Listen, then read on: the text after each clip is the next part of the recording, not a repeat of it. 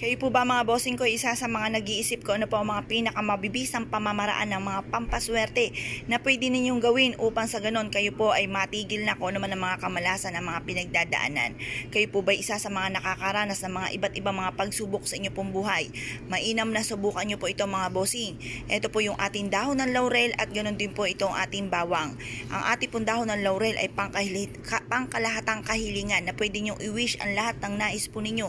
At ang ating naman pong bawang ay isa sa mga pinaka-powerful na pang-cleansing na ating kapaligiran. Yan po ay nagtataboy ng mga negatibong enerhiya, mga bad spirit at mabisa rin po itong panghatak ng swerte lalo na sa usapin ng pera. Etong dalawang kombinasyon na ito ay super powerful lalo na kung may 100% kang paniniwala at kayo po ay lagi nyo ibubukas sa inyo pong bibig ang panay mga magaganda mga bossing.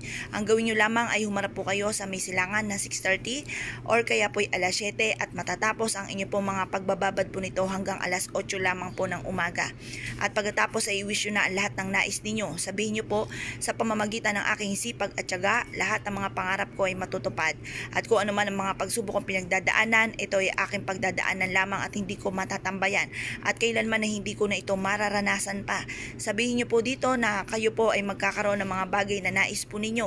At ganoon din po ang pag-unlad po ninyo ay kasabay din ang pagtulong nyo sa inyo pong kapwa at ganoon din sa inyong pamilya. I-wish na po ang lahat ng nais po ninyo. Pagtapos na po kayo mag-wish, ibilad nyo po ito sa sinag po ng araw sa umaga. Pagtapos ng pagbibilad sa sinag ng umaga, pwede nyo po ito na ilagay po sa isang pulang pouch or kaya po gumawa kayo ng unton at ito po bitbitin kahit saan kayo magtungo. Pwede nyo rin po itong ilagay sa ilalim ng inyo pong unan upang magkaroon kayo ng masarap na tulog at kayo po'y kapitan ng swerte at hindi po kayo kapitan ng kamalasan. Kung naniniwala kayo sa mga gatong mga pamamaraan, ay siya, good luck po sa inyo lahat.